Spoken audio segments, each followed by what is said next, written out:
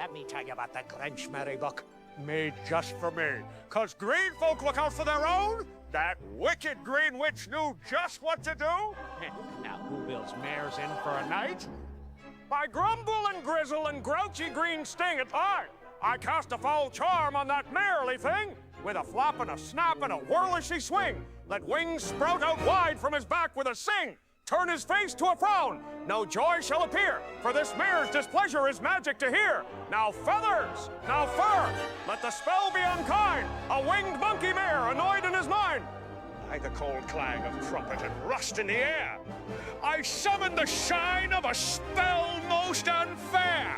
Let metal wrap tight round that merely glare, and freeze his grim face in a tin-hearted stare. With rivets that rattle and joints that go clang, let misery echo wherever they rang. No smile shall slip from his mouth. Oh, what fun! My Tin Man enchantment is splendidly done. By Whoville misfortune and Crumpet's cold breeze, I summon a spell that drops houses with ease. Let crassity-bassity plop from the sky till the mare lies grumbling with legs sticking high. Slip slippers of red on his feet with a flash, a magical mark of the spell in my stash. His face must look bothered. Oh, don't let him grin, for this Topley House hex is deliciously grim.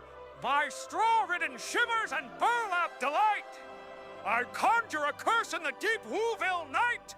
Let stuffing spill out, let patches take hold, let burlap wrap tight round that mare so bold. His face must look grumpy, no joy shall he show, as straw starts to spill where his grin used to go. A scarecrow he stands in the spell that I weave, annoyed and unhappy, with no hope to leave. By crank and by clatter and curtains drawn tight, I cooked up a spell by the Grinchmerie law. A charm for dear Max with a sparkle of might to sniff out the truth in the trickiest night. While Whoville's grand face roared loud with a glow, Max followed the magic and wouldn't you know, he tugged at the drape with a bark and a bite, revealing the mare in a sneaky spotlight.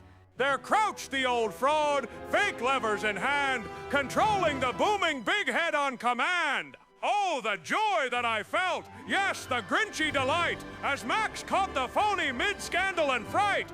By the peel of a prank and a Grinchy guffer, I cooked up a spell by the Grinchmerie law. Let onions rise up with a magical swoon and wrap round that mare like a veggie cocoon. Let layers unfold. Oh, the papery sight! A bulb of a man in a tear-stinging fright. Yet strangely enough, in this oniony plight, I find I don't hate him, well, not quite. For an oniony mare, pungent and fun, is far more delightful than the regular one. By the crackle of cooks and a Christmassy cheer, I summoned a spell from the Grinchmerie. Oh, dear! For the Green Witch of Wicked had gifted the book with a wink and a whisper and mischievous look. So pozole pots bubbled and tamales piled high, while papooses puffed warm as the snow kissed the sky.